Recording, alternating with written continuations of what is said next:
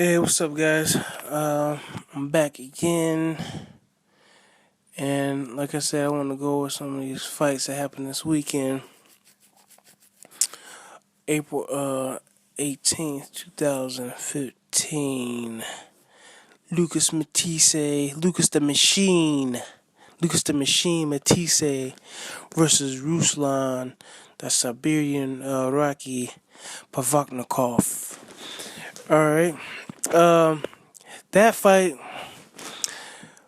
was a hell of a fight, but like I said, when in certain fights, everybody expects someone to get knocked out and stuff like that, and you have two action-packed fighters. Usually, it's not gonna end in a knockout. Everybody expects a knockout, or somebody's gonna get knocked out in this fight. These guys come to fight and stuff like that. No, that's not usually the case. Sometimes, but a lot of times it's not always as advertised, and that's exactly what happened in this fight. It was an action-packed fight, though. It was an action-packed fight, but nobody. There was no knockdowns. I mean, I looked at every 12 rounds. I didn't see any knockdowns. If I'm wrong, y'all let me know. I didn't see any knockdowns. I did see Ruslan Provodnikov get beat in the head a lot. And saying that, I want to talk about these two fighters, not necessarily the fight, but just what they're gonna do in the future. Now, on BoxRec, Ruslan Provodnikov, I guess, failed the number 8. I don't know if he was there previous, ranked number 8 at 140, but Ruslan Provodnikov. Previous, I saw him a lot on ESPN. When he was gonna go, he fought a guy named Kim, a action-packed fighter like himself, and he fought Mauricio Herrera. Maybe I'm mistaken. No, he didn't fight this guy named Kim. I don't want to believe. Why do I want to think he fought this dude named Kim? No, he fought Mauricio Herrera on ESPN, and he fought a couple other guys. So anyway, when he was gonna go against Timothy Bradley, I thought it was a mismatch. To be honest, and I mean, looking at Ruslan Provodnikov's record, he really didn't fight anybody, man. That Ivan Popoka, I've seen him fight many times. He's out of Chicago. I've seen him fight many times. After losing to Ruslan Provodnikov, he lost to Jose Luis Castillo. I saw that fight. Yeah, I was there. I was at the UIC Pavilion. I saw that fight. I wasn't aware that he just lost to Ruslan Provodnikov, but I did see that fight. And geez Louise, man, that Ivan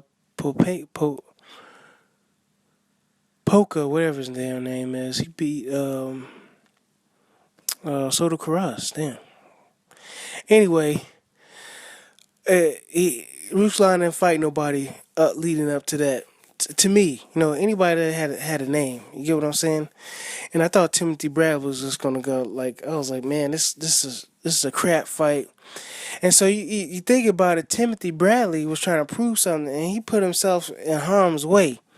Him putting himself in harm's way and having that shootout with Ruslan Provodnikov sort of like put Ruslan Provodnikov on the map. The guy's name is Siberian Rocky. He almost knocked out Timothy Bradley, the man, at welterweight 147. And he did a great job, man. Ruslan Provodnikov is almost like a overachiever, So, he burst on the scene. He's almost like a Derek Chisora. He has a few good outings, and everybody's like, "Oh well, what if?" He's like that "what if" guy, like that almost guy. You know, oh, but he almost won. Or he looked good. He's like a Matthew Macklin. He has that one good fight versus Felix Sturm. Fight he loses, and everybody's just hanging on to that. That's like your last impression of the guys. Like Brady's Prescott, he knocked out Amir Khan, and now he's still eating off that fight. Just like Ruslan Provodnikov and a couple of these other guys, they had one good fight.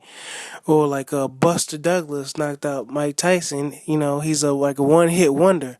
That's pretty much what he is right now. And I was hoping that I was rooting for him, man. I wanted Ruslan Provodnikov to win. I was like, yeah, come on, Ruslan, because you just want the best. You do want that Rocky story, man. It's like Hasalito Lopez, Hasacito Lopez, excuse me.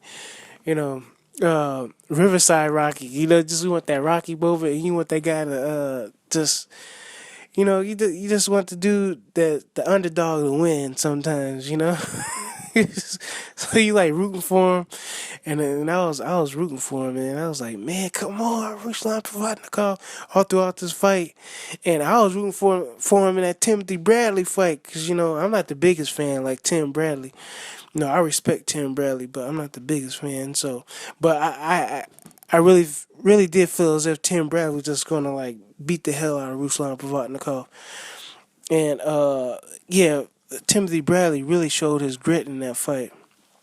And so then you have Ruslan Provodnikov beat up Mike Alvarez. He beat up Mike Alvarez. Mike Alvarez is a good fighter. He's pretty smart, I guess, when he's not high, I guess.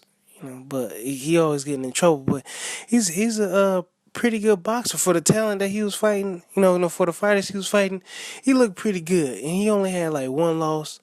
Coming into that fight versus Ruslan Provodnikov. I think it was Bam Bam Rios was the Bam Bam Rios at that time. That was 2013 October the 19th. October the 19th. And so then you have the infamous Chris Algieri thing. To me, Ruslan got robbed. He was robbed. But the thing is about Ruslan Provodnikov, he can't cut off the ring, man. And he couldn't cut off the ring versus Lucas Matthysse. That's what happened, man. He couldn't cut off the ring or nothing like that. He didn't go to the body enough. He was getting in there. And it was a close fight, man. He lost a split decision. But it was mentioned that he was thinking retirement. And the reason why guys like Ruslan Provodnikov, don't go that far in boxing is because they take a lot of punches. So I knew Ruslan was going to take a lot of punishment, but I didn't think Lucas Matthysse was going to be able to hold up. So, and then not only that, he's every fight he's getting punched in that face. So you got a lot of scar tissue all over his face and stuff like that. Have you seen his face? His face is all like puffed up now. With all that scar tissue and stuff like that on his face, man. So Ruslan looks kind of messed up now. And he got beat up in this fight. He got cut with a headbutt and stuff like that. Man. So, Ruslan sort of made it a close fight, but if you look at the CompuBox stats and stuff, he wasn't throwing his hands, man. He wasn't throwing his hands at all. And to me, like Angulo and like many other fighters, I think James Kirkland is coming up next. He's fighting Canelo on May 9th, but James Kirkland is like a brawler too, but he throws his hands. And then, with brawlers like Ruslan Provodnikov, James Kirkland, Angulo, and many others, when they stop throwing their hands and they take, severe punishment. You know those guys, just like Chavez Jr. When he stopped throwing those hands and they just keep getting hit in the head over and over again. Sakio Bika, like one of them, Saki Bika just coming in all wild, always getting hit, lack of defense. Man, those punches count, man. Those punches count. And it affects your nervous system, man. You stop moving, man. I mean, look at Angulo, man. He doesn't even move. He moves so slow in the ring, man. And that's how Ruslan Provodnikov looked, man. He just looks slow, real slow, man. And he didn't move his hands that much. And it turns out Lucas Matthysse threw like 1,000 punches, So with that, Ruslan Provodnikov loses. Now I want to go in on Lucas Matthysse. Wow. Lucas the Machine Matthysse. He looked good. He looked real good. I wasn't aware that he fought a guy named Roberto Ortiz back in September of last year. I'm just seeing this, man. I wasn't aware of that. And I want to take a look at that. And he knocks him out in the first round, turns out. But anyway, I'm looking at some of this fight right now.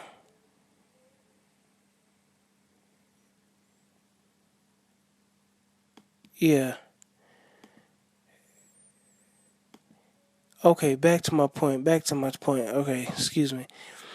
All right. Yeah, Lucas Matthysse. He looked real good, man. He looked real good, and he looked strong too, man. And that's why I really want to talk about. I didn't. Something about Lucas Matthysse. I don't want to. I'm gonna say it. It looked like he's a little bit ripped. Just want to let I don't know. He's got a new strength and conditioning coach, but he looks ripped. And I'm looking at this fight, this Lucas Matthysse fight versus Roberto Ortiz, and it looks like it started in this fight where he's starting to tone up a whole lot more. He doesn't look that toned to me, but yeah, I can see it right now. But if you look at it, the Danny Garcia, Lamont Peterson, and these other fights, he's not as muscular as he is in this fight versus Ruslan Provodnikov. And even in the John Molina fight, he doesn't look that muscular. So I don't know what he's doing, but he looked ripped, man. He looked ripped. He looked really ripped in that fight, man. You can see it in the muscle tones and everything. This is the most ripped I've seen Lucas Matthysse. So going back to the Lamont P, especially the Danny Garcia fight. And the Danny Garcia fight, he didn't have that much muscle tone. So, and then he threw over 1,000 punches, man. I thought he was gonna wear down and stuff like that. He threw over like 1,000 punches. So I don't know if he's on something. But all credit to him. He was able to box well enough, and he busted up Ruslan Provodnikov. So great job for him. Hopefully him and Terrence Crawford can square off and do their thing. All right, man. Let me know what y'all think. Okay, bye.